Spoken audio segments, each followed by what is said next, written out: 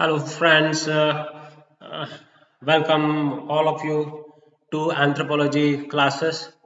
I will discuss with you anthropology. In this video, I will discuss the various pre-PYQs, that is previous year's questions of UPSC mains anthropology optional. हम different questions पूछे गए हैं anthropology mains optional में UPSC में. उन questions को हम analysis करेंगे, उसको पढ़ेंगे, समझेंगे किस तरह के क्वेश्चंस आते हैं, किस तरह के क्वेश्चंस आए हैं. उन क्वेश्चंस को हम पढ़ेंगे और हम उनका आंसर्स भी डिस्कस करेंगे. ठीक है, उनके आंसर्स डिस्कस करेंगे. तो देखते हैं, लेट अस डिस्कस. एक टॉपिक लेते हैं हम. Okay, contribution of anthropology to the understanding of regionalism, communalism and ethnic and political movements. तो आप पेपर 2 का एक चैप्टर यूनिट 9.3 यूनिट 9 सब यूनिट 9.3, तो उसमें क्या है, understanding of anthropology, contribution of anthropology to the understanding of regionalism, ethnic movements, political movements and communalism. इस सब यूनिट्स में से आज तक वो कौन कौन से क्वेश्चंस आए हैं, उन क्वेश्चंस के हम आंसर्स निकालेंगे, डिस्कस करेंगे. तो चलिए देखते हैं first questions. Discuss the regionalism and demand for autonomy in India. With respect to Kashmir में ऑटोनॉमी की बात चलती है, नागालैंड में ऑटोनॉमी की डिमांड की जाती है, बोडोलैंड में, गोरखालैंड में एजिटेशन है. ये क्वेश्चंस आया है 20 मार्क्स का 2020 में. तो लेट अस डिस्कस. अब मैंने ये डिसाइड किया है कि आने वाली वीडियोस जो मैं बनाऊंगा उसमें मैं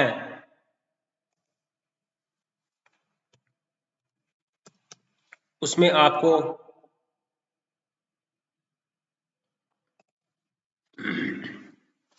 जितने भी हम PYQs हैं, मैंने उनकी कलेक्शंस बनाऊंगा और वो कलेक्शन के साथ हम previous years question paper discuss करेंगे. ओके, तो देखिए कौन कौन से रीजनलिज्म की बात की जाए. रीजनलिज्म होता क्या है, जब आप एक ग्रुप, सोशल ग्रुप एक रीजन में रहता है, वहां पे उसका डिस्टिंक्ट कल्चर है, रिचुअल्स हैं, बिलीफ हैं. तो एक रेस भी हो सकती है, तो वो उस रीजन से अपने आप को कनेक्ट करना चाहता है, करने लगता है, और वहां के सारे लोगों में क्या एक रीजनलिज्म की फीलिंग जो है वो क्रिएट हो जाती है. तो ठीक है, तो आप देखिए. तो ये होता क्या है इससे, वो सेल्फ रूल, ऑटोनॉमी का मतलब क्या होता है, सेल्फ रूल. ठीक है, तो वो सेल्फ रूल की डिमांड करते हैं.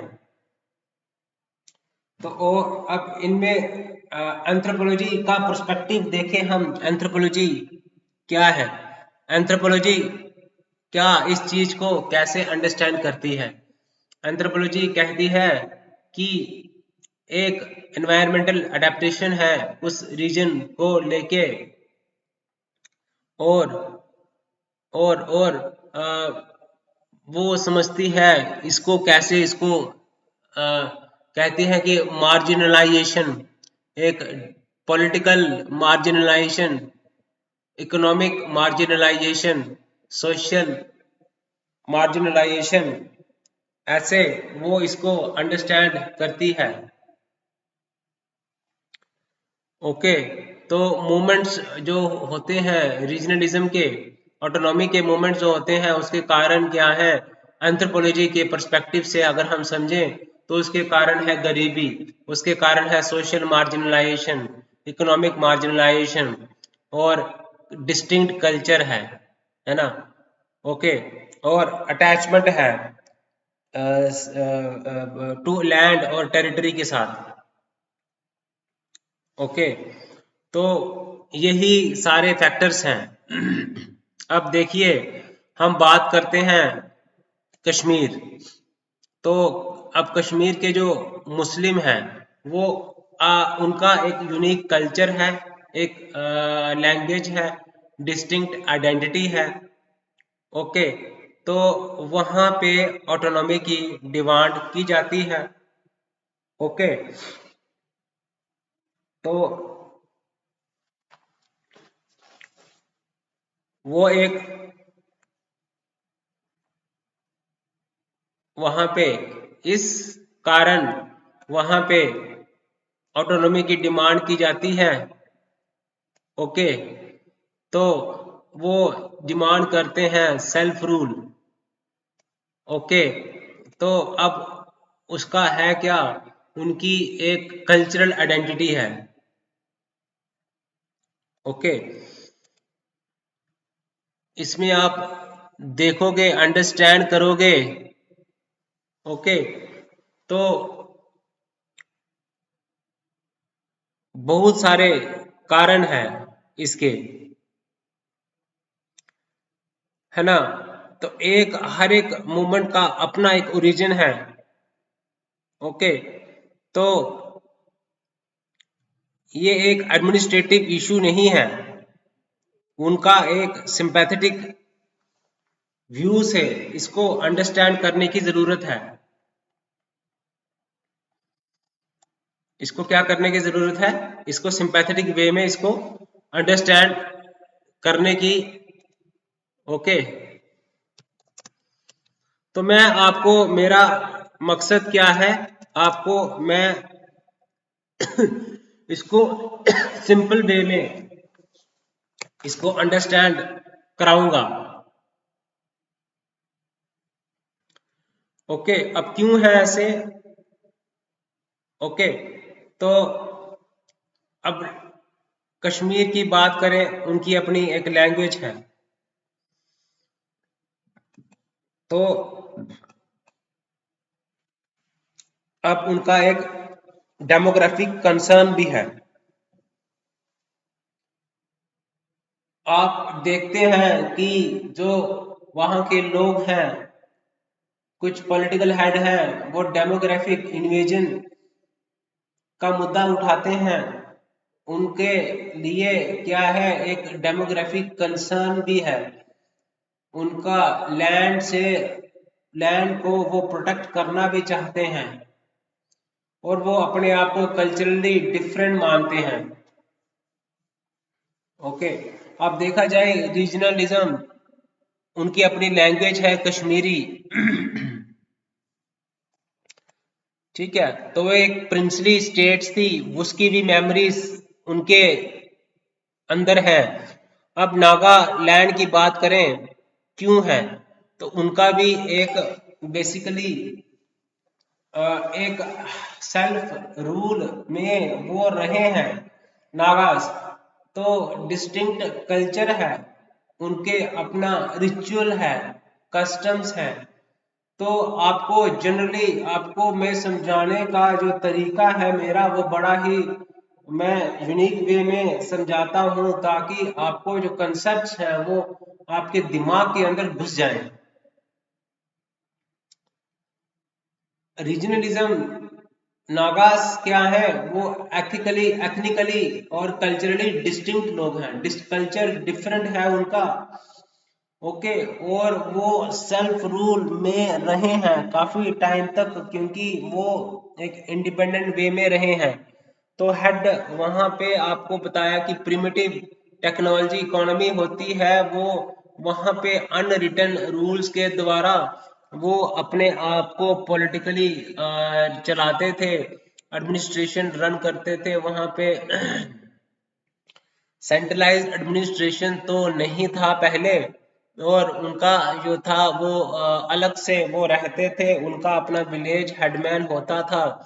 ओके, तो अब अपने आप को वो एक कम्युनिटी, डिफरेंट कम्युनिटी समझते हैं, और विलेज क्लैन बेस्ड कम्युनिटी है, वो अपने ही ट्राइब में मैरिज करते हैं, क्लान के बाहर मैरिज करते हैं। तो ये सारे बेसिकली अपने आप को एंथ्रोपोलॉजी क्या बोलती है कि भाई उनका सिंपल सा फंडा है कि वो कल्चर उनका डिस्टिंक्ट है, उनकी लॉन्ग हिस्ट्री रही है सेल्फ रूल की, मेमोरीज है प्रिंसली स्टेटहुड। ठीक है, प्रिंसली प्रिंसली स्टेट्स थी ये। ओके, तो बेसिकली वहां पे बेसिकली उनको लगता है कि उनको ट्राइबल बेस है उनके, तो वो उनके जो ट्राइबल बेस है उनको खतरा हो सकता है मेन स्ट्रीम कल्चर के आने की वजह से।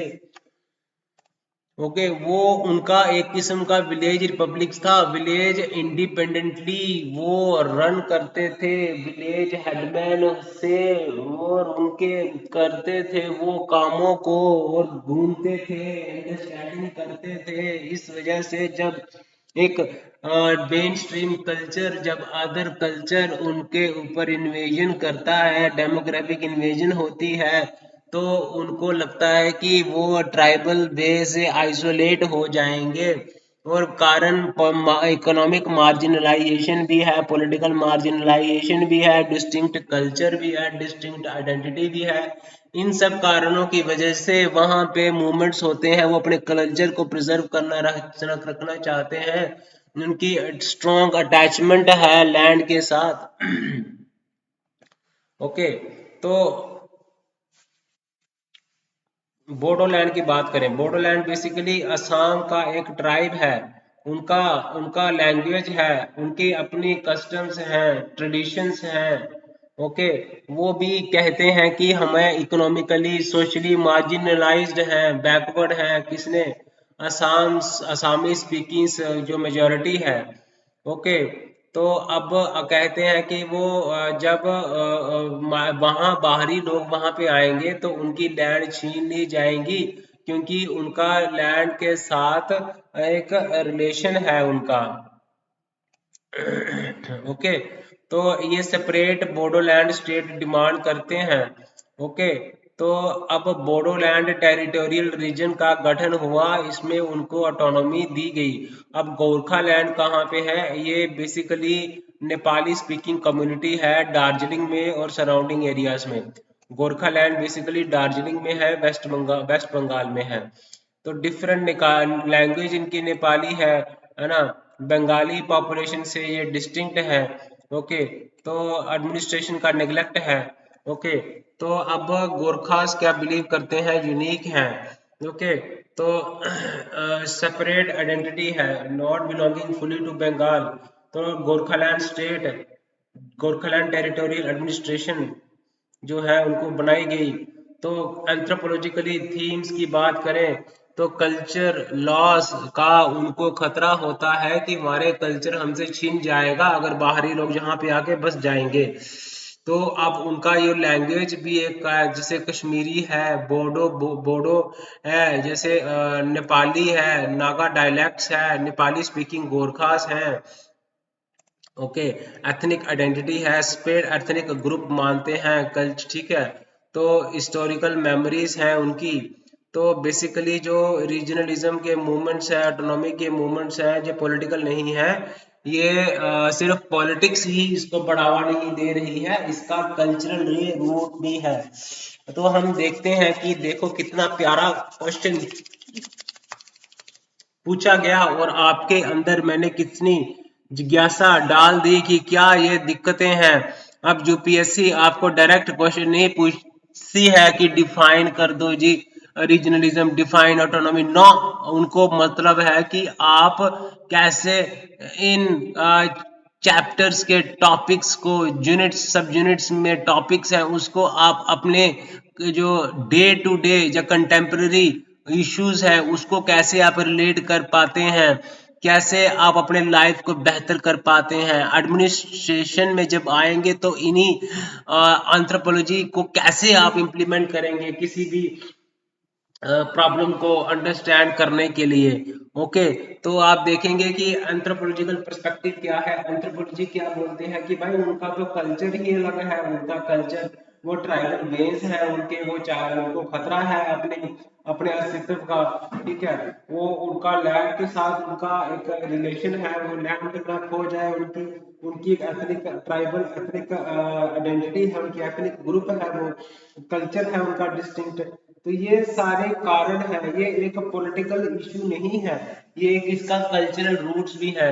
लैंग्वेज डिस्टिंक्ट है, कश्मीरी है, बोडोलैंड है, वो कहते हैं कि हमें एडमिनिस्ट्रेशन ने हमें नेग्लेक्ट किया है, इकोनॉमिकली मार्जिनलाइजेशन हुई है, पॉलिटिकली मार्जिनलाइजेशन हुई है, सोशली मार्जिनलाइजेशन की वजह से वो जैसे बोडो लैंड है, बोडो लैंड लोग जो हैं वो कहाँ रहते हैं, बोडो लैंड जो है वो ये मेजोरिटी पीपल है असम में, और जो गोरखा लैंड है ये नेपाली स्पीकिंग पीपल है दार्जिलिंग में, वेस्ट बंगाल में।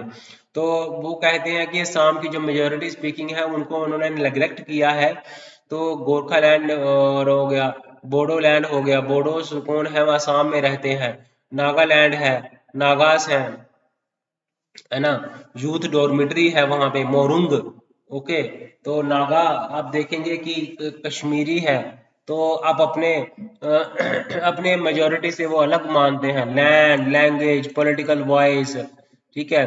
और उनकी मेमोरीज कैसी हैं, क्योंकि वो सेल्फ रूल पहले भी वहां पे रहा है। तो जब मेन स्ट्रीम सोसाइटी वो अपने ही दुनिया में मस्त रहे हैं, अपनी ही दुनिया उन्होंने बसाई है, वो क्योंकि वहां पे कॉन्स्टिट्यूशन रिटर्न रूल्स, वहां पे शुरुआत से ही ओरली ट्रांसमिशन होता था, लॉ जस्टिस उनका आप देखिए वो डिफरेंट तरीके से उसको एडमिनिस्टर करते थे। ऑथ मेथड था, ऑडियल मेथड था, उसी में वो खुश थे, संतुष्ट थे, है ना। अपना ही उनका सेल्फ सफिशिएंट ट्राइबल ग्रुप्स थे, है ना, पेस्टोरलिज्म करते हैं, हंटिंग करते हैं, गैदरिंग करते हैं, उसमें वो खुश थे। और वो कहीं कहते हैं कि हमारा कल्चर जो है वो कहीं हमसे, कल्चर जो है हमसे छिन ना जाए, कल्चर हमसे कहीं छिन ना जाए, हमारा डिस्टिंक्ट आइडेंटिटी, हमारी लैंड छिन ना जाए। और क्या उनको डर है कि हमें ये प्रेशर दबा लेंगे, बाकी मेजोरिटी कम्युनिटी हमें दबा लेंगे, इसलिए वो चाहते हैं कि एक सेपरेट स्टेट बने हमारी, एक डिस्टिंक्ट कल्चर वाली स्टेट बनी, ताकि हमें कोई और जो है वो प्रताड़ित ना कर पाए। तो अपने वो कल्चर को प्रोटेक्ट करना चाहते हैं, लैंड को प्रोटेक्ट करना चाहते हैं, एथनिक सिटी को प्रोटेक्ट करना चाहते हैं, उनकी हिस्ट्री जो मेमोरी है वो सेल्फ रूल में ही रहे हैं, है ना, मेमोरीज हैं, ठीक है, और फीलिंग ऑफ बीइंग आउटसाइडर्स, तो उनको कहा जाता है कि वो आउटसाइडर समझते हैं। रीजनलिज्म तो हो गया, रीजनलिज्म क्या है कि लोग जो हैं अपने एक रीजन में रह रहे हैं और अपने आप को डिफरेंट मान रहे हैं from the rest of the country, culture, history, how they look और ड्रेस, इकोनॉमिक नेगलेक्ट। तो गाइस ये एक मैंने क्वेश्चन आपके साथ डिस्कस किया, तो आई थिंक आपको मैंने बड़ी सारी नॉलेज दे दी है इस चैप्टर, इस टॉपिक की। एक दूसरा क्वेश्चन है एंथ्रोपोलॉजिकल अंडरस्टैंडिंग ऑफ कम्युनलिज्म। तो ये बेटा कम्युनलिज्म की ये क्वेश्चन भी इससे मिलता जुलता है, तो बेटा इसको भी हम स्टडी कर लेते हैं कि क्या है ये, इसको भी हम देखते हैं। ओके।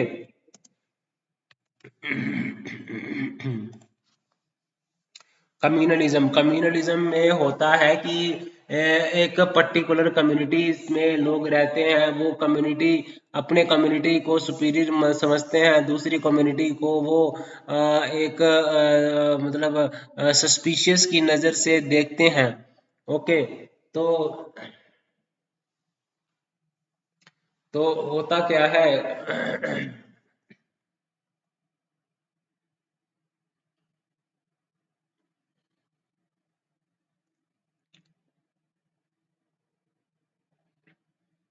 तो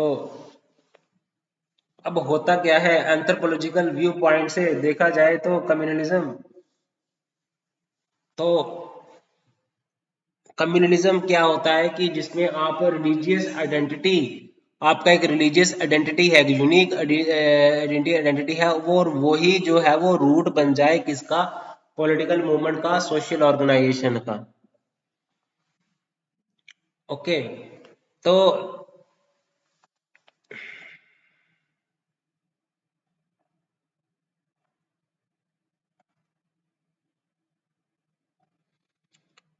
तो anthropological understanding of communalism, simple words की बात करें तो अब देखिए यहाँ पे कि सोसाइटी को ऐसे नहीं मानते हैं, कि वो क्या समझते हैं कि सोसाइटी में एक जैसे लोग नहीं रहते हैं, सोसाइटी में डिफरेंट रिलीजन कम्युनिटीज के लोग रहते हैं, हिंदूज हैं, मुस्लिम्स हैं, सिख्स हैं, क्रिश्चियन हैं, और उनके अपने अपने इंटरेस्ट हैं, और वो इंटरेस्ट जब कंफ्लिक्ट पैदा करते हैं तो इसी से क्या होती है, कम्युनलिज्म की फीलिंग आती है।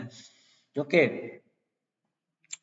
तो सोसाइटी को वो ऐसे देखते हैं, एक डिफरेंट यहाँ पे रिलीजन्स के लोग रह रहे हैं और उनके अपने अपने इंटरेस्ट है, इसी को हम कम्युनलिज्म बोलते हैं। ये कम्युनलिज्म है क्या, बेसिकली आपका नजरिया है कि आप सोसाइटी को कैसे देख रहे हैं। कम्युनलिज्म जी, कम्युनलिज्म है।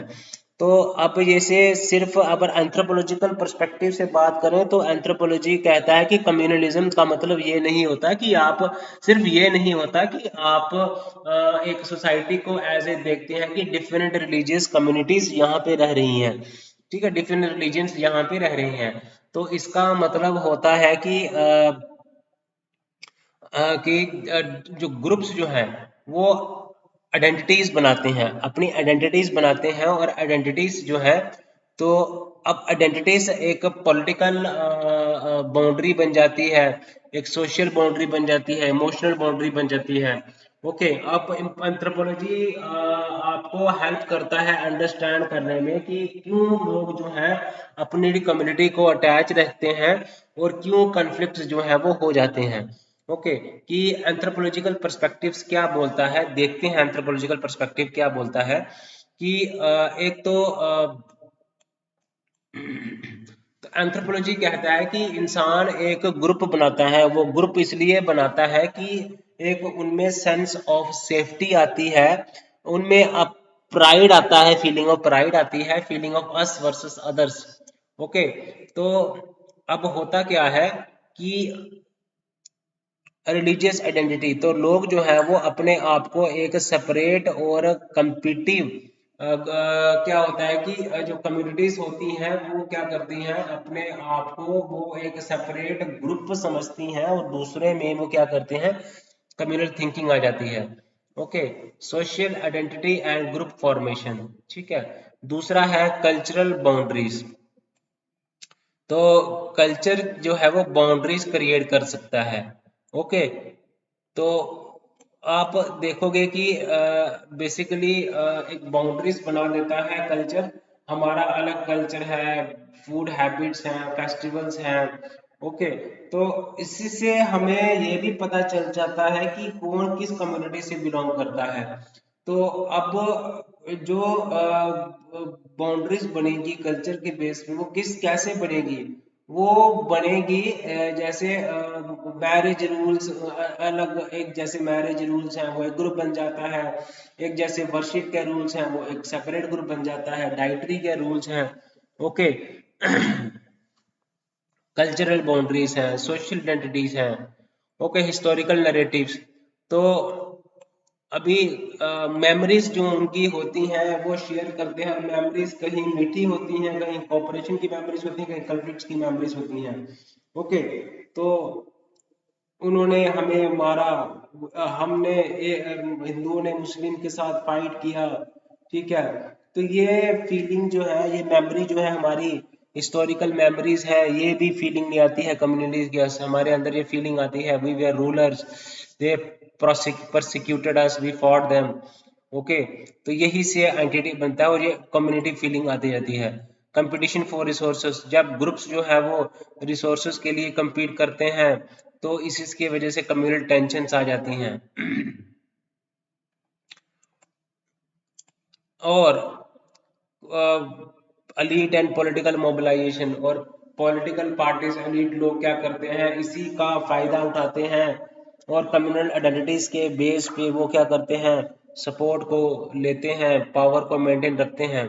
ओके उनके टेम्पल्स हैं, अपने सिंबल्स, मॉस्क्स हैं, ये क्या सिंबल्स हैं, चर्चेस हैं, सैक्रेड टेक्स्ट्स हैं, सैक्रेड फेस्टिवल्स हैं, इनके सिंबल्स हैं। तो और सिंबल्स ये अपने आप को सुपीरियर और इंफीरियरिटी की फीलिंग आती है। ओके तो द कल्चर जो है ओवर शैडो हो जाएगा, over shadowed by another community, ये भी होता है।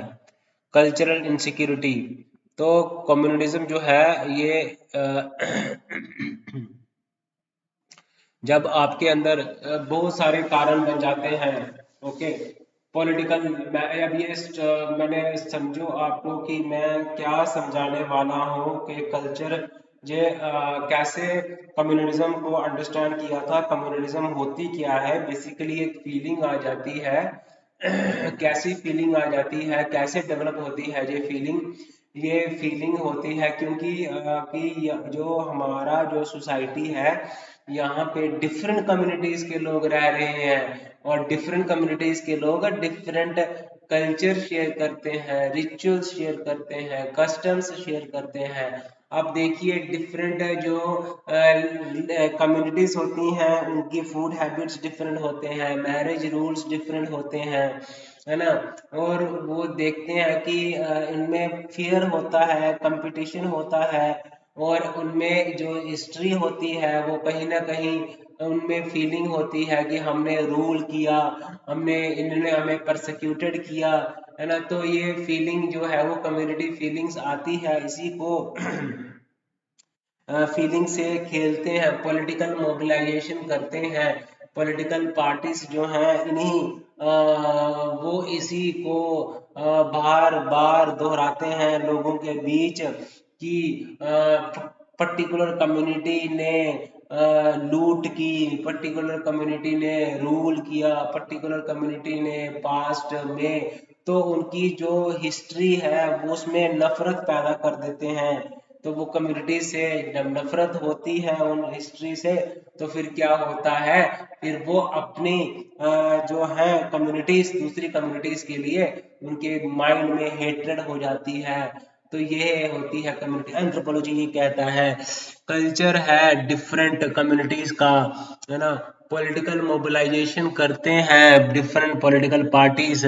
ओके ऐसे कम्युनिटीज को अंडरस्टैंड किया है, पॉलिटिकल मोबिलाइजेशन है, तो कल्चर है ना, सिंबॉलिक्स है, तो सिंबॉलिज्म से क्या होती है, सुपीरियरिटी इंफीरियरिटी की फीलिंग आती है। तो आप देखिए सिंबोलिज्म एंड रिचुअल्स की बात करें और पॉलिटिकल मोटिवेशन की बात करें, ओके तो रिसोर्सेस के लिए compete करते हैं, कलेक्टिव मेमोरीज हैं उनकी, जो कल्चरल बाउंड्रीज बनती हैं। ओके तो ग्रुप आइडेंटिटी जो है, क्या होता है, लोग ग्रुप में रहना पसंद करते हैं, इससे उनके क्या होती है, सेंस ऑफ सेफ्टी आती है उनमें, एक एक एक एक उनको सेंस ऑफ सपोर्ट आता है, और उनमें प्राइड आता है, और फीलिंग आती है, us and others, us versus others feeling आती है। तो ये अपने आप को वो फीलिंग ऑफ सेफ्टी आती है, feeling of sense of safety आती है, सोशल सपोर्ट उनको मिलती है जब आप एक पर्टिकुलर कम्युनिटी का आप ज्वाइन कर लेते हैं, तो एक सपोर्ट मिलती है आपको, एक प्राइड आता है। तो आप एक देखते हैं कि किस तरह से कम्युनिटीज को अटैच हो जाते हैं, क्योंकि वो इससे वो उसमें से एक तो सुपीरियोरिटी को समझते हैं उसमें, और उसमें वो सेफ समझते हैं, उसमें उनको सोशल सपोर्ट भी रहती है। तो अब ये जो रिलीजन की बात ही नहीं है, इसका डिफरेंट जो है रूट्स हैं, कल्चरल रूट्स हैं, पॉलिटिकल मोटिवेशंस हैं।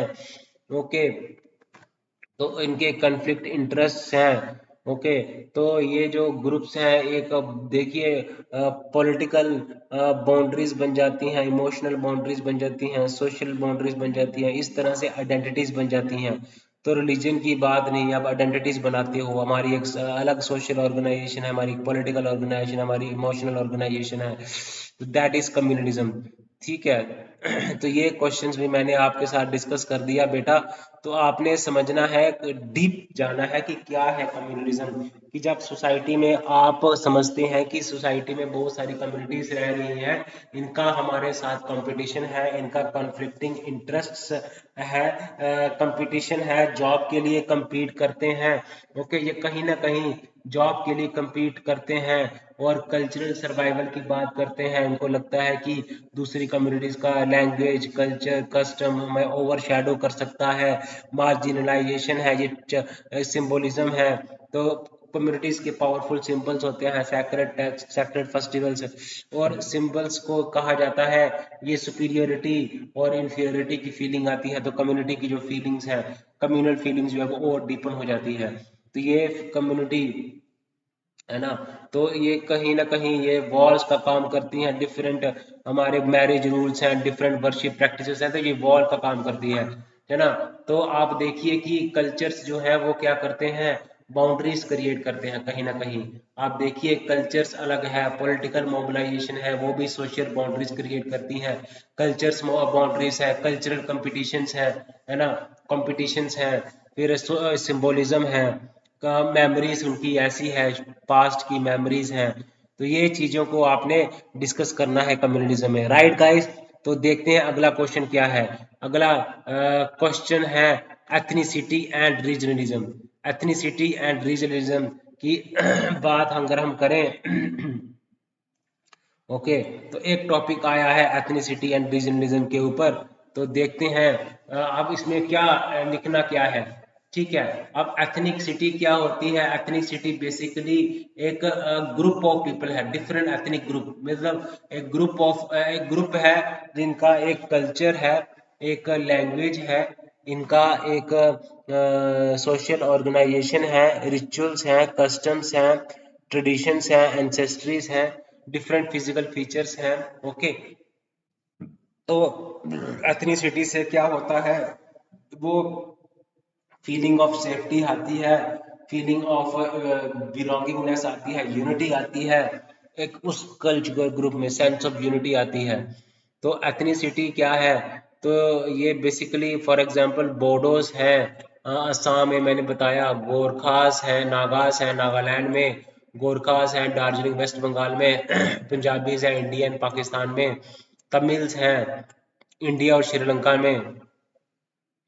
तो इस तरह से ये रीजनलिज्म क्या है, बेसिकली एक जोग्राफिक रीजन्स के लिए आप एक फीलिंग आती है, फीलिंग ऑफ अटैचमेंट आती है। एथनिसिटी क्या होता है कि एक फीलिंग आती है अटैचमेंट की, फीलिंग ऑफ ग्रुप है जो कि शेयर करते हैं। ओके, तो एंथ्रोपोलॉजिकल पर्सपेक्टिव से बात करते हैं, ग्रुप ऑफ पीपल है, एथनिसिटी ग्रुप ऑफ पीपल है। और कहीं ना कहीं रीजनलिज्म भी ग्रुप ही है, ग्रुप ऑफ पीपल ही है, जो कि ये समझता है कि रीजनलिज्म आप एक पर्टिकुलर रीजन के साथ एसोसिएट हो जाते हैं, स्पेसिफिक ज्योग्राफिकल रीजन के साथ आप एक एसोसिएट हो जाते हैं। ओके, तो अब इससे क्या होता है, रीजनलिज्म की फीलिंग आती है जब एथनिसिटी की फीलिंग आती है, तो वो स्टेटहुड की डिमांड करते हैं, रीजनलिज्म की डिमांड करते हैं, ऑटोनॉमी की डिमांड करते हैं, डेवलपमेंट की डिमांड करते हैं। जैसे बोडोलैंड है, गोरखालैंड है, तेलंगाना है। ओके, रीजनल प्राइड है तमिलनाडु में, पंजाब में, महाराष्ट्र में। ओके, रीजनलिज्म इसको बोलते हैं।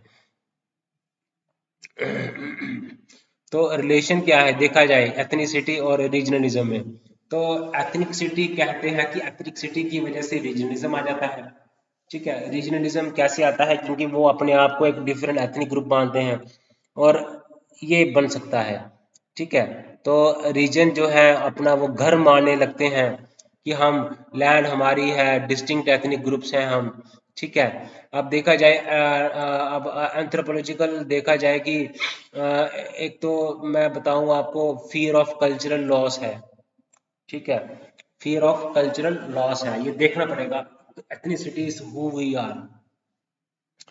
तो कल देखा जाए कि एथनिसिटी हम किससे बिलोंग करते हैं, रीजनलिज्म हम बिलोंग करते हैं महाराष्ट्र से, हम महाराष्ट्रन है, हम जो है तमिलनाडु से बिलोंग करते हैं। तो ये क्या है, ये रीजनलिज्म है। हम एक हम पंजाबीज हैं, है ना, हम बंगालीज हैं। तो ये क्या है, कहीं ना कहीं एथनिक ग्रुप है, डिस्टिंक्ट कल्चर है, डिस्टिंक्ट। सो एथनिसिटी क्या बोलती है, हु वी आर, कि हु वी आर, हम क्या हैं। तो रीजनलिज्म कहते हैं वेयर वी बिलोंग, ये टेरिटरी की बात करता है। तो एक पॉलिटिकल मूवमेंट्स इससे मिक्स करते हैं, तो इससे बहुत खराबियां होती हैं, बहुत ही। रीजनलिज्म की बात करें तो आप देखा जाए कि एंथ्रोपोलॉजिकल एक्सप्लेनेशन की बात करे जाए तो अ,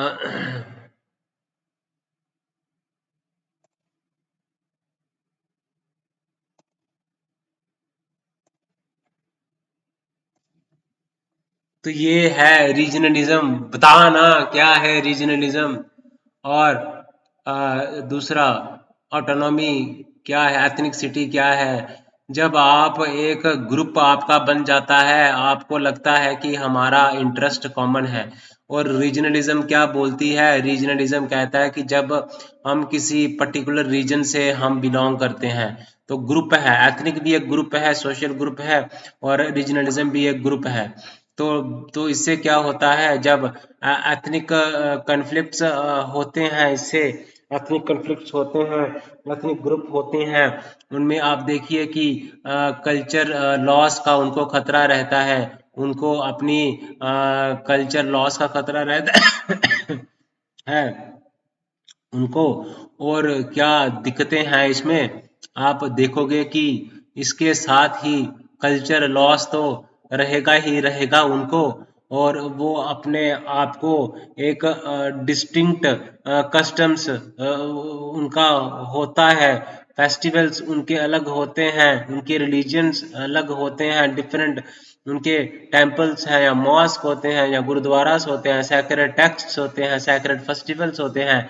ये कहीं ना कहीं सोशल वॉल, एक एक वॉल क्रिएशन का काम करते हैं। तो एंथ्रोपोलॉजिस्ट कहती है कि सिर्फ इसका ये रूट जो है पॉलिटिकल रूट नहीं है, पॉलिटिकल कारण नहीं है, ये एक इसका कल्चरल रूट भी है। लोग जो हैं अपने आप को एक डिस्टिंक्ट लैंग्वेज उनकी होती है, और उनको खतरा होता है बाहरी लोग जो हैं उनकी डेमोग्राफिक इन्वेजन हो जाएगी। इसी को बोलते हैं एथनिकसिटी, एथनिक कन्फ्लिक्ट्स ये बनाते हैं। तो ये लोग जो है पॉलिटिकली लोगों को इकट्ठा करते हैं, और लोगों को के दिमाग के अंदर से खेलते हैं, और उनके दिमागों में ये भर देते हैं, हेट्रेड भर देते हैं, जेलसी भर देते हैं, और कहते हैं कि ये कम्युनिटी आपके लिए जॉब में कंपटीशंस कर रही हैं, यस जॉब में कंपटीशन कर रही हैं। और ये बेसिकली आपको ये आपको आपका साइंटिफिक टेम्पर आपके अंदर डेवलप करना चाहिए आपको, फिर आप इन चीज़ों से आप छुटकारा पा सकते हैं। अब रिलीजन, जब जो ड्यूल रियलिटी में जो हमारे एंसेस्टर्स थे वो रहते थे, एक तो ऑब्जेक्टिव रियलिटी थी, जैसे रिवर्स हैं, जैसे माउंटेन्स हैं, प्लेन्स हैं, और एक थी इमेजिन्ड रियलिटी जैसे रिलीजन है, गॉड है। तो ये कारण बन रहे थे कॉपरेशन करना उनके लिए। इमेजिन्ड रियलिटी जो थी, इसमें वो जब रह रहे थे तो ये उन लोगों को सोशली यूनाइट कर रहे थे, इकोनॉमिकली उनको कॉपरेशन करने के लिए कह रहे थे। तो इसकी वजह से जो इंसान जो है वो सुप्रीम जो है वो बन के उभरा, सुप्रीम बन के उभरा। तो आप देखते हैं कि किस तरह से वो कहते हैं कि हमारा एक हिस्ट्री, हमारी हमने मेमोरीज हैं, हमारी हिस्टोरिकल मेमोरीज हैं, जहाँ पे किसी ने किसी को रूल किया है, किसी ने दूसरे के ऊपर रूल किया है, किसी ने परसिक्यूट किया है।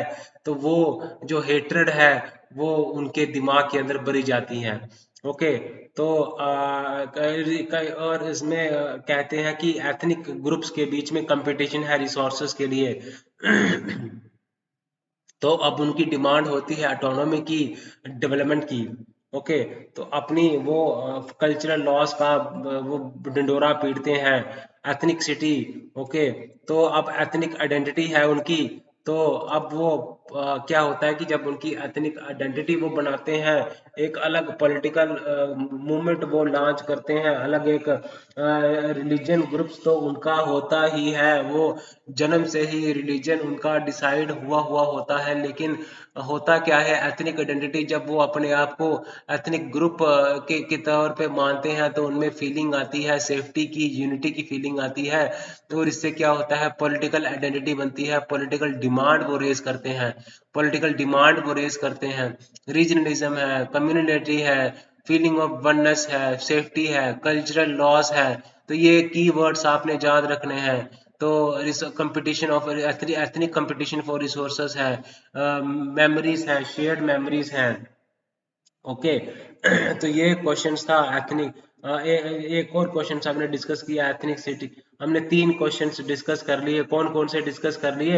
एक तो रीजनलिज्म क्या है, और डिमांड फॉर ऑटोनॉमी क्या चीज है, अंडरस्टैंडिंग कम्युनलिज्म क्या चीज है, एथनिसिटी और रीजनलिज्म क्या चीज है।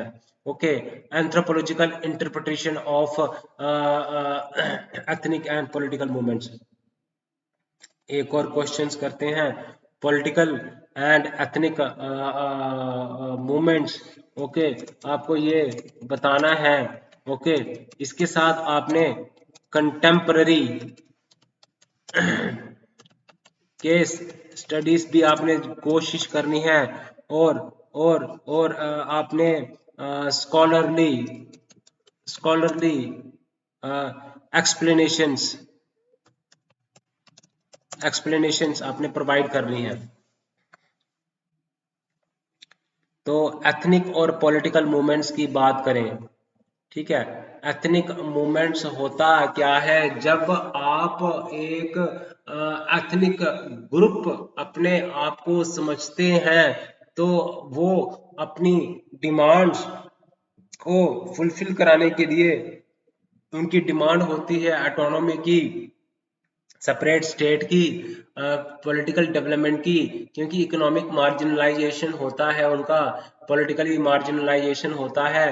तो अब होता क्या है कि ये एथनिक मूवमेंट्स वो लॉन्च करते हैं। ओके, तो वो इसलिए लॉन्च करते हैं क्योंकि उनको लगता है कि कल्चर उनका लॉस है, उनकी एक शेयर्ड हिस्ट्री है, ये उनको वो यूनाइट करती है। फीलिंग उनका वो पहले से ही उनकी वो रहे हैं सेल्फ रूल, वो स्टार्टिंग से ही सेल्फ रूल में, वो काफी जनरेशन से वो सेल्फ रूल में होते हैं। तो अब एथनिक मूवमेंट्स होते हैं, पॉलिटिकल मूवमेंट्स क्या होते हैं। तो अब जब एथनिक मूवमेंट्स तब होता है जब उनको लगता है कि उनका उनका जो है वो आइडेंटिटी थ्रेटेंड है। और पॉलिटिकल मूवमेंट्स क्या होता है कि जब वो ऑर्गेनाइज्ड वे में बात करते हैं, ऑटोनॉमी की बात करते हैं, कल्चर को प्रोटेक्शन की बात करते हैं। ओके, तो एंथ्रोपोलॉजी एक्सप्लेन की क्यों अटैच्ड होती हैं, एक रीजन्स की तरफ अटैच होती हैं, आइडेंटिटी क्यों बनाना चाहते हैं, और क्यों पॉलिटिकल मूवमेंट्स वो करते हैं एक्सप्लेन। तो एथनिक और पॉलिटिकल मूवमेंट्स, तो अब वो उनका एक ह्यूमंस क्या होता है, बेसिकली एक सोशल एनिमल्स होता है। तो ह्यूमंस ये समझता है कि वो एक ग्रुप से वो अपने आप को अटैच करना चाहता है, ग्रुप में अपने आप को वो है ग्रुप के साथ अपना जो है वो जो है वो उसके साथ फीलिंग ऑफ सेफ्टी है, फीलिंग ऑफ यूनिटी है। ओके, तो ये चीजों के साथ जब वो रहता है, ओके, इन चीजों के साथ जब वो रहता है, इंजॉय करता है जब वो लाइफ को, तो वो कहता है कि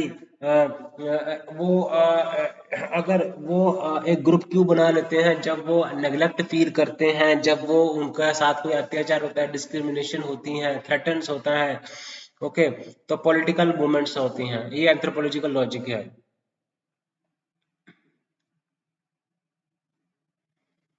तो आप देखेंगे फ्रेडरिक बार्थ एंथ्रोपोलॉजिस्ट थे, उन्होंने कहा कि एथनिक जो ग्रुप्स हैं वो किसकी वजह से बनते हैं, वो बाउंड्रीज की बनते हैं, बायोलॉजिकल डिफरेंसेस की वजह से नहीं बनते। फ्रॉम बाउंड्रीज क्या है, food habits, marriage rule, culture rule, dress, language, customs, religion, ये क्या बनते हैं, ये बाउंड्रीज हैं। तो अब फ्रेडरिक बार्थ ने कहा, Fredrik Barth theory, boundary marking, boundary making, Fredrik Fredrik Barth theory, ये आपने रट लो, इसको लिखो, फ्रेडरिक बार्थ, FREDRIK फ्रेडरिक केक, फ्रेडरिक बाथ थ्योरी। इसने कहा कि बाउंड्री बनाती है ये चीजें, तो इसकी वजह से क्या होता है, पॉलिटिकल मूवमेंट्स होते हैं, और जो है एथनिक मूवमेंट्स जो है वो होते हैं। ओके, तो अब कलेक्टिव उनकी मेमोरी होती है, हिस्टोरिकल मेमोरीज होती हैं, जब वो उनको कोई पुराना वो अपनी याद करते हैं, सफरिंग्स को, अपनी पुरानी सफरिंग्स को याद करते हैं, रूलर्स को याद रखते हैं, कन्फ्लिक्ट्स को याद रखते हैं। ओके, तो वही मेमोरीज जो है वो आज की उनकी जो फीलिंग जो है वो डिसाइड करती हैं। Okay, imagined communities, Benedict Anderson ने क्या बोला, इमेजिन्ड कम्युनिटीज के बारे में बात कही। ओके, तो collective memory, boundary making, collective memory. Okay, economic and political की लैंड जो है वो हो जाएगी, डेवलपमेंट जो है उनकी जो कल्चर जो है वो ओवर शेडो हो जाएगा दूसरों के कल्चर के द्वारा। एलीट थ्योरी, एलीट थ्योरी कहती है कि अब वो उनके दिमाग से के साथ वो खेलते हैं, और एथनिक और लोकल लीडर्स क्या करते हैं, वो यूज करते हैं एथनिक प्राइड। ठीक है, आइडेंटिटीज मोबिलाइज और नेचुरली वायलेंट। केस स्टडीज की बात करें है ना, तो मैं बताऊं, बोडो लैंड मूवमेंट जो है वो असम में है, वो बोडो स्पीकिंग करते हैं, अपना कल्चर एक अलग मानते हैं। तो अब उनको सेपरेट स्टेट, अब उनको सेपरेट स्टेट की बात करते हैं, उनको पार्शली ऑटोनॉमी दी गई है, बोडो लैंड मूवमेंट।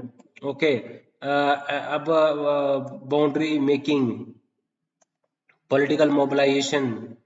ओके, तो अब वो कल्चरली इंसिक्योर मारते हैं, तो इसी को वो यूज करते हैं, इनसिक्योरिटी को, तो पॉलिटिकल मूवमेंट्स वो लॉन्च कर देते हैं, है ना, बोडोलैंड मूवमेंट वो लॉन्च कर देते हैं। ओके, तो अब गोरखालैंड मूवमेंट जो है, नेपाली स्पीकिंग गोरखास है ना, इमेजिन्ड कम्युनिटी है। ओके, इमेजिन्ड कम्युनिटी है, क्योंकि इमेजिन्ड कम्युनिटी का मतलब क्या हो गया कि वो जो पास्ट की जो मेमोरीज होती हैं उसको वो याद रखते हैं, कि उनका चाहे वो संघर्ष का पीरियड हो, चाहे किसने कन्फ्लिक्ट हुआ हो किसके साथ, तो वो उनको याद रखते हैं। Territory land. ओके, तो बेनेडिक्ट एंडरसन ने कहा, नागा मूवमेंट्स की बात करें, नागा जो है ट्राइब है।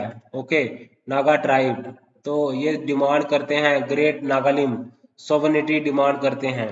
ओके, तो अब ट्राइब्स जो थी, इनका माइंडसेट है, क्योंकि ये आज़ाद रहे हैं शुरू से ही, जब उनकी आज़ादी छिन जाती है, जब उनके कल्चर को, जब उनकी को ओवर शेडो किया जाता है, जब हिस्टोरिकली वो सेल्फ रूल में रहे हैं उनकी बड़ी जनरेशन, तो जब कोई और उनके ऊपर रूल करने आता है, तो उनमें एक एथनिक आइडेंटिटी उनमें सेटअप हो जाती है, और उनमें मूवमेंट्स वो लॉन्च करते हैं। ओके, तो ओके, तो अब कलेक्टिव मेमोरी क्या है, अब उनका कहीं ना कहीं वो एक्सप्लॉइट हुए हैं कॉलोनियल के टाइम पे, तो वो माइंडसेट उनका बना हुआ है, वो चाहते हैं कि हम अलग ही रहें, है ना। तो ये आप देखोगे जे.एच. हटन, जे.एच. हटन के बाद में क्या हुआ कि बताया, जे.एच. हटन ने बताया कि किस तरह से नागा नेशनलिज्म को शेप करती हैं। कश्मीरी आइडेंटिटी, ठीक है, Kashmiri autonomy, existence to culture, Kashmiriyat है। कश्मीरियत का मतलब क्या होता है, unique culture, Hindu Muslim culture है ये Kashmiriyat. Demographic change, princely state past. Okay, Meitei Kuki Zomi hills, ethnic conflicts. तो आप बेसिकली एक्सप्लेन करें, तो political movement, is what we want, ethnic movement and who we are. देखो, anthropology show one leads how one leads to other, बिल्कुल explain करती है anthropology, इन्हीं चीजों को तो एक्सप्लेन करती है एंथ्रोपोलॉजी। हम बात कर रहे हैं एथनिक मूवमेंट्स की, एथनिक मूवमेंट्स, पॉलिटिकल मूवमेंट्स, हम कहाँ जाना चाहते हैं, एथनिक आइडेंटिटी क्या है, हम क्या हैं, और एथनिक आइडेंटिटी की वजह से पॉलिटिकल मूवमेंट्स होते हैं कि हम कहाँ जाना चाहते हैं, where I want to be, where we want to be, where we what we want. तो अब देखा जाए तो वो अपने आप को डिस्टिंक्ट कल्चर जैसे मानते हैं, उनकी हिस्ट्री होती है ना। तो अब उनको जब लगता है कि वो यूनाइट करते हैं और वो पॉलिटिकल डिमांड्स करते हैं, और लीडर्स जो हैं वो उनको गाइड करते हैं, और political movements guide this demands, ठीक है। तो उनको लीड करने के लिए, अब ग्रुप को चलाने के लिए कोई लीडर तो चाहिए। अब लीडर ही होगा वो उनको उनको रिप्रेजेंट करेगा, उनकी डिमांड्स को पुट फॉरवर्ड करेगा, उनको यूनाइट करके रखेगा, और उनकी इमोशंस के साथ वो खेलेगा भी। तो यही बात तो है। अब बात करेंगे, पीपल जो है, क्लिफोर्ड गिर्च ने कहा प्रीमोडियल टाइज, कि अ, अपने कल्चर्स के साथ वो अटैच्ड होते हैं, एंसेस्ट्री के साथ। पॉल ब्रॉस ने कहा, तो पावर यूज करते हैं, एलीट मोबिलाइजेशन कॉन्सेप्ट दिया। फ्रेडरिक बाथ ने एथनिक बाउंड्री एक्सप्लेन किया। बेनेडिक्ट एंडरसन ने कहा इमेजिन्ड कम्युनिटीज हैं, इमेजिनेशन में वो रहते हैं, ओके। तो उनकी शेयर करते हैं, सिंबल्स को शेयर करते हैं, स्टोरीज शेयर करते हैं। तो बेनेडिक्ट एंडरसन है, एंथनी एंथनी डी स्मिथ है, पॉल ब्रोस है, लीड मोबिलाइजेशन है, क्लिफोर्ड गिब्स है, प्रीमोडियल टाइस है, ओके। तो आप देखिए,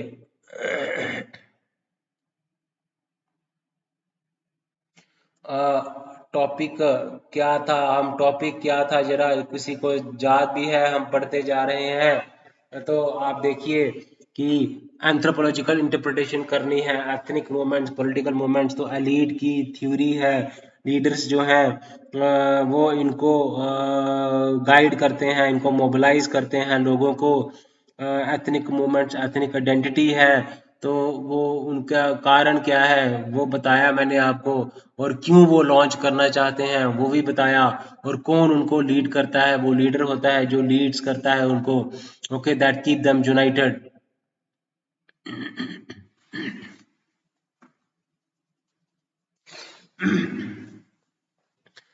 तो इन्हीं कॉन्सेप्ट्स को बेटा आपने समझना है, देखना है, अंडरस्टैंड करना है बेटा। तो आप समझिए, समझो एग्जाम को, पैटर्न को समझिए कि किस तरह से एथनिक मूवमेंट्स हैं, पॉलिटिकल मूवमेंट्स हैं, लेमैन में कैसे आप इसको बता सकते हैं, कैसे जो है एथनिक मूवमेंट्स क्या है। बेसिकली किसने कहा था कि फ्रेडरिक बार्थ ने कहा था कि बाउंड्रीज की वजह से बनते हैं एथनिक ग्रुप्स।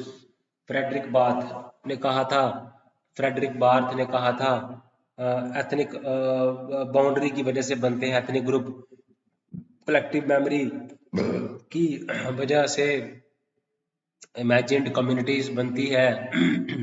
बेनेडिक्ट एंडरसन का नाम याद रखो, दो नाम याद रखो, फ्रेडरिक बार्थ और बेनेडिक्ट एंडरसन।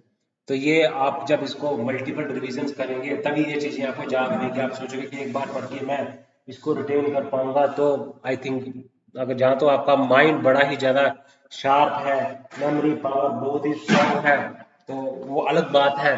बट आप एवरेज ह्यूमन को रिविजन्स करनी होगी, 3 रिविजन्स आप कर लेते हैं तो उसके बाद ये आपकी मेमोरी से कभी नहीं, ये नाम याद हो जाएंगे, अब कभी नहीं ये दिमाग से निकलेंगे, आपके मेमोरी से में ये स्टोर हो जाएंगे। तो आप देखोगे कि एथनिक फ्रेडरिक बाथ ने एथनिक बाउंड्री का कॉन्सेप्ट दिया, और बेनेडिक्ट एंडरसन ने इमेजिन्ड कम्युनिटीज की बात की, कलेक्टिव इनकी मेमोरी है, तो शेयर्ड कल्चर है, कल्चरल लॉस है, तो सिंबोलिज्म है, तो कंपटीशन फॉर रिसोर्सेस है। तो देखिए आप स्कॉलर्स के नाम करिए, जहाँ फ्रेडरिक बाथ है, बेनेडिक्ट एंडरसन है, तो इन्होंने बताया कि एथनिक मूवमेंट्स और पॉलिटिकल मूवमेंट्स क्या चीज़ें होती हैं। तो अगले क्वेश्चंस पे हम जाते हैं। तो बेटा ये कम से कम अभी ये कम से कम अगले जो 10 वीडियोस हैं वो इन्हीं टॉपिक्स के ऊपर होने वाले हैं। ओके, अब आप बात बताइए। मैं फिफ्थ एक क्वेश्चन और डिस्कस करते हैं। 20 मार्कर क्वेश्चन आया था, आपको एग्जामिन करना है कम्युनलिज्म को, और रेलेवेंस क्या है multi religious and multi ethnic polity. Multi religious polity है, डिफरेंट डिफरेंट रिलीजन्स के पॉलिटिकल पार्टीज हैं, और मल्टी एथनिक पॉलिटी है। मल्टी एथनिक पॉलिटी की अगर हम बात करें तो उसको आपने एग्जामिन करना है।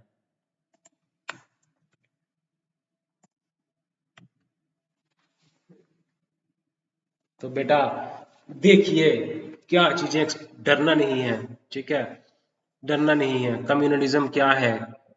ओके, तो बेसिकली तो एक सोसाइटी है जहाँ पे कम्युनिटीज रहती हैं, रिलीजियस कम्युनिटीज रहती हैं, और उनके कन्फ्लिक्टिंग इंटरेस्ट हैं। रिलीजियस कम्युनिटीज रहती हैं, पॉलिटिकल आइडियोलॉजी है, बेसिकली आइडियोलॉजी है ना। तो रिलीजियस ग्रुप्स क्या है, नेचुरल पॉलिटिकल यूनिट्स का काम भी करते हैं। Okay,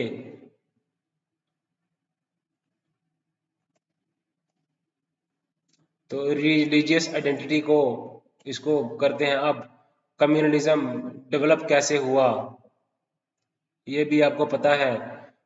communalism is problematic in India, बिल्कुल, क्योंकि इंडिया में मल्टी रिलीजियस और इंडिया जो है वो मल्टी एथनिक सिविलाइजेशन है। ओके, मेजर रिलीजन्स हैं 6, और हंड्रेड्स ऑफ सेक्ट्स हैं, 22 शेड्यूल्ड लैंग्वेजेस हैं, और 2000 प्लस एथनिक ग्रुप्स हैं। तो अब कम्युनलिज्म एक फीलिंग है, पॉलिटिकल आइडियोलॉजी है कि वो सोसाइटी को मानते हैं कि डिफरेंट रिलीजियस ग्रुप्स से बनी हुई है और जिनके कन्फ्लिक्टिंग इंटरेस्ट हैं। और ये कम्युनलिज्म क्या करती है, ये क्लैश करती है इंडिया की प्लूरल नेचर्स के साथ।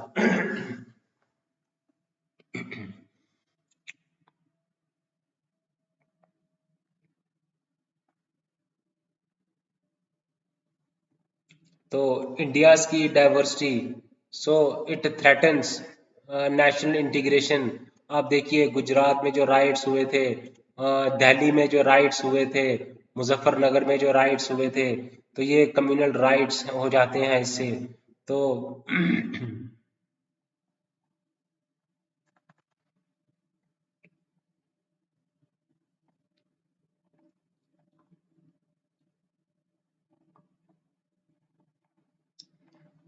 तो आप देखिए कि कम्युनलिज्म पॉलिटिकल आइडियोलॉजी है, और जब वो इंटरेस्टिंग डिफरेंट कम्युनिटीज को मानती है, यहाँ पे बहुत सारी कम्युनिटीज रहती हैं, और इन्हीं की वजह से क्या होता है, रिलीजियस आइडेंटिटी बनती है।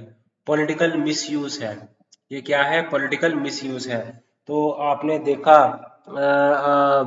एंडरसन को देखा आपने, है ना, उन्होंने इमेजिन्ड रियलिटीज बताई उन्होंने, और इमेजिन्ड कम्युनिटीज हैं, और बर्थ बर्थ जो है उन्होंने दिया बाउंड्री की वजह से एथनिक आइडेंटिटी एस्टेब्लिश होती है। और कम्युनलिज्म को क्रिटिसाइज कैसे कर सकते हैं, पॉलिटिकल आइडियोलॉजी है, और इसका मिसयूज किया जाता है, लोगों के बीच में कम्युनल राइट्स कराए जाते हैं, है ना। आप देखिए Gujarat rights, Delhi rights, Muzaffarpur rights, है ना। तो यहाँ पे आप कम्युनलिज्म जो है वो थ्रेटन करती है हमारे डेमोक्रेसी को करती है, हमारा जो प्लूरल नेचर है उसको थ्रेटन करती है, नेशनल इंटीग्रेशन को थ्रेटन करती है, कॉन्स्टिट्यूशनल की जो वैल्यूज हैं।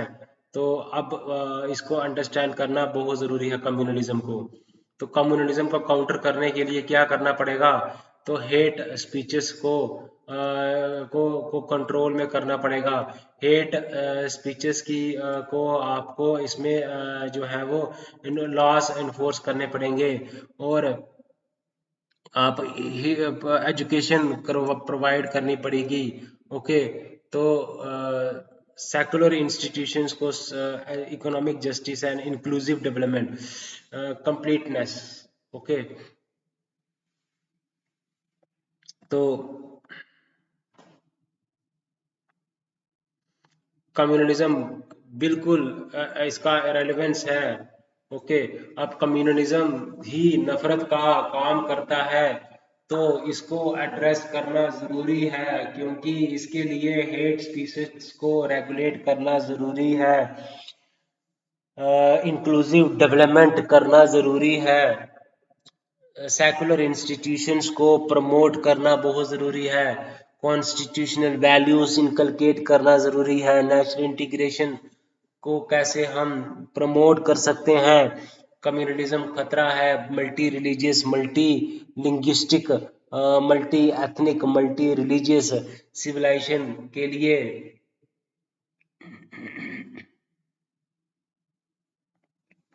तो पॉलिटिकल पार्टीज जो है लोगों को मोबिलाइजेशन करते हैं फॉर वोट्स और इन इन इलेक्शंस।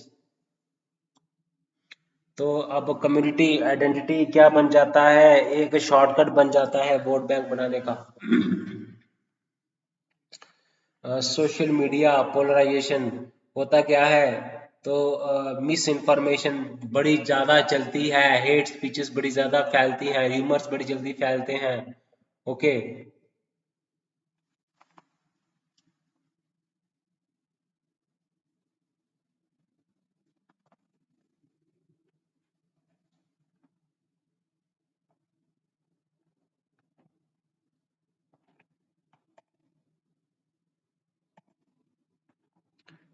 तो आप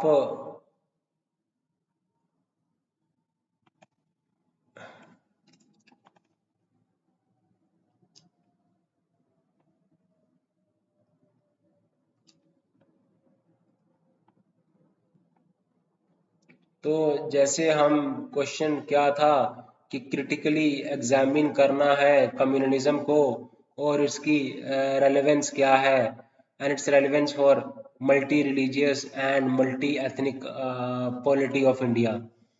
तो क्योंकि कम्युनलिज्म से ही तो सारी चीजें पैदा होती हैं, तो आपको जो मल्टी रिलीजियस यहाँ पे लोग रहते हैं, मल्टी एथनिक पॉलिटी है, तो आपको ये चीजें को अंडरस्टैंड करना, क्योंकि ये खतरा है नेशनल इंटीग्रेशन के लिए, इसको एड्रेस करना बहुत ज़रूरी है, क्योंकि इसको क्रिटिकली एग्जामिनिंग करना है और इसकी रेलेवेंस क्या है। ओके, तो कम्युनलिज्म कैसे डेवलप होता है? कम्युनलिज्म डेवलप होता है क्योंकि कम्युनलिज्म ये क्योंकि शेयर्ड हिस्ट्री होती है ना, कंपटीशन होता है रिसोर्सेस के ऊपर, है ना, और एलीट्स क्या करते हैं? मोबिलाइज करते हैं आइडेंटिटी को। ठीक है, तो लीडर कन्वर्ट्स करते हैं, पॉलिटिकल कॉन्फ्लिक्ट्स पैदा कर देते हैं, बाउंड्रीज हार्डन, है ना। तो डिस्टिंक्ट कल्चर है, डिस्टिंक्ट कस्टम्स हैं, डिस्टिंक्ट मैरिज रूल्स हैं, देन सैक्रेड टेक्स्ट हैं, सैक्रेड सैक्रेड जो है वो इंस्टीट्यूशंस है ना, टेम्पल्स मॉस्क्स हो गया। तो ये कम्युनलिज्म की फीलिंग पैदा की जाती है। तो पॉलिटिक एलीट जो है, पॉलिटिकल एलीट लोग जो है वो क्या करते हैं? अब इसको कन्वर्ट करते हैं कल्चरल डिफरेंसेस को, इसको पॉलिटिकल मूवमेंट, एथनिक मूवमेंट की डायरेक्शन इसको देते हैं। ओके, तो कंपटीशन भी रिसोर्सेस के ऊपर होता है, लैंड के ऊपर, जॉब के ऊपर। तो कम्युनलिज्म क्यों डेवलप होता है? तो इस कंस्ट्रक्टेड की नेचुरलिज्म नहीं है। तो जब बाउंड्रीज बन जाती हैं, डिस्टिंक्ट कल्चर है, डिस्टिंक्ट हिस्ट्री है ना, तो शेयर एक मेमोरी है, हिस्टोरिकल मेमोरीज है ना, कल्चर डिस्टिंक्ट है। फिर कंपटीशन है रिसोर्सेस को लेके, ये भी एक कारण है। एलिट्स, आपको जो है आपको पढ़ना है, थोड़ा पढ़ना है लेकिन अच्छे से पढ़ना है। आपको पढ़ना है ताकि आप रिप्रोड्यूस कर सके, आपने उतना ही याद करना है जितना आप पेपरों में उसको रिप्रोड्यूस कर सको। आपको जो है नॉलेजेबल जो है वो क्लियरली इंटीग्रेशन में होनी चाहिए, अंडरस्टैंडिंग करनी पड़ेगी आपको। तो आप देखिए कि इसके लिए मैं नया वीडियो तभी तो बना रहा हूँ। तो प्रीवियस ईयर्स क्वेश्चन की हम डिस्कस करेंगे, अगले जितने भी वीडियोस बनाएंगे, 10-15 वीडियोस बनाएंगे हम, सारा हम पेपर्स एनालिसिस के ऊपर ही बनाएंगे, जो कैसे ये इम्पैक्ट करती है एथनिक आइडेंटिटी से, ये कम्युनिटी का कम्युनल आइडेंटिटी से कैसे कम्युनलिज्म को बढ़ावा मिलता है, क्योंकि बाउंड्रीज जो है वो हो जा बनती हैं इससे, और इससे रिसोर्सेस, कंपटीशन ऑफ रिसोर्सेस होता है। हिस्ट्री जो है वो सिमिलर तो नहीं होती, हिस्ट्री मेमोरी होती है, हिस्टोरिकल, है ना। कंपटीशन होता है तो सोशल एनजाइटी होती है, वो अटैच्ड होते हैं, सोशल एनजाइटी इंक्रीज हो जाती है क्योंकि वो अटैच्ड होते हैं, फीलिंग ऑफ यूनिटी आती है, कल्चर डेमोग्राफिक इन्वेजन का खतरा होता है, कल्चरल लॉस का खतरा होता है। तो ये सारे कारण हैं कम्युनलिज्म को बढ़ावा देने का। ओके, कम्युनलिज्म क्या है? आइडेंटिटी, देखो, रिलीजियस आइडेंटिटी और फियर पैदा कर दो और पॉलिटिक्स करो।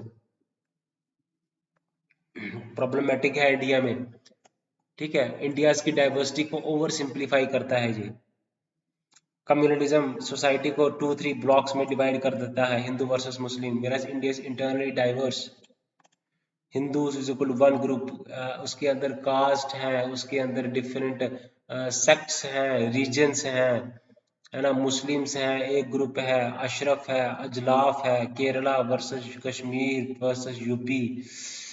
ओके, तो इंटीग्रेशन को थ्रेट करता है, कॉन्स्टिट्यूशनल वैल्यूज को ये वायलेट करता है, ठीक है, इक्वालिटी को, माइनॉरिटी राइट्स को, रूल ऑफ लॉ को वायलेट करता है, फ्यूल्स करता है ethnic nationalism in places like Kashmir, ठीक है।